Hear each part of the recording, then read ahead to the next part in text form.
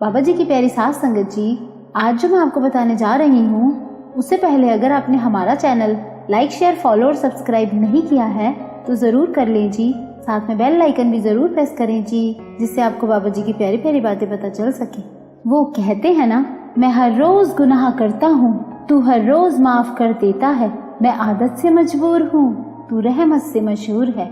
सास संगत जी, आज जो मैं आपको बताने जा रही हूँ वो सुनकर आप हैरान रह जाओगे कि कैसे बाबा जी हमारे बड़े से बड़े कर्म को छोटा कर्म बनाकर काट देते हैं, और उस बात का हमें बहुत देर में जाकर एहसास होता है।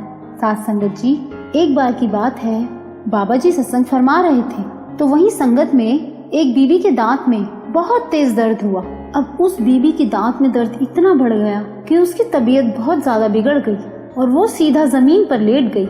सास संगत जी, पुराने दिनों में सत्संग के दौरान कोई भी परेशानी होती थी तो सेवादार बाबा जी के पास पहुंच जाया करते थे। आजकल संगत इतनी बढ़ गई है कि सेवादार खुद ही सब कुछ संभाल लेते हैं। अब जब वो बीबी दांत के दर्द से कराह रही थी तो सेवादार से रुका न गया।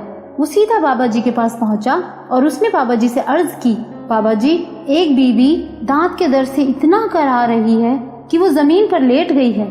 ऐसा लग रहा है कि उसकी हालत और बिगड़ती जा रही है, दया करो बाबा जी। तो बाबा जी मुस्कुराए और बोले, चिंता न करो, उस पर पूरी दया हो रही है। तो ये बात सुनकर सेवादार अपनी जगह पर जाकर चुपचाप बैठ गया, लेकिन उससे देखा नहीं जा रहा था कि वो बीबी दर्द से चिल्लाती ही जा रही है। अब उस सेवादार से फिर रहा न गया। उसने बाबा जी से जाकर फिर पूछा, बाबा जी, वो बीबी दर्द से बहुत तड़प रही है, आप थोड़ी तो दया करो। तो बाबा जी ने कहा, भाई, उस पर पूरी दया हो रही है। तो वो सेवादार बाबा जी की तरफ ऐसे देखता है जैसे उसके मन में सवाल है। सोच रहा होता है कि बाबा जी, ये तो दर्द से बहुत कराह रही है, तो इस पर दया कैसे हो रही है। तो बाबा जी तो सब जानी जान होते हैं। वो सोच ही रहा था तो बाबा जी ने उसके मन की बात जान ली और बाबा जी बोले, भाई, इस बीबी ने पिछले जन्म में एक बच्चे को जान से मार डाला था और अब इस जन्म में वो बच्चा इस बीबी के दांत में कीड़ा बनकर बैठा है और इसको दर्द दे रहा है।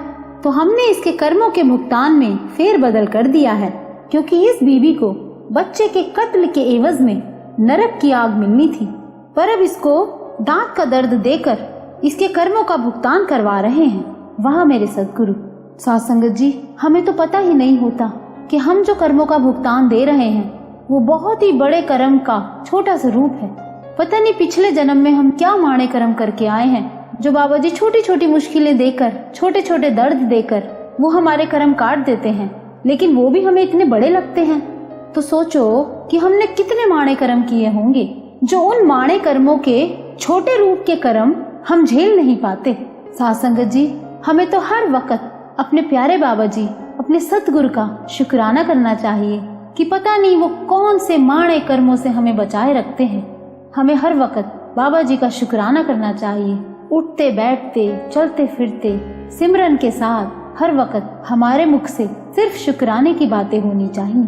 तो बाबा जी की प्यारी सास संगत जी, अगर आपको ये वीडियो अच्छा लगा हो तो लाइक जरूर करना जी, और इस वीडियो को ज्यादा से ज्यादा शेयर करना, जिससे बाबा जी की प्यारी संगत तक बाबा जी की ये प्यारी प्यारी बातें पहुंच सके, और इस चैनल को सब्सक्राइब भी जरूर करना जी।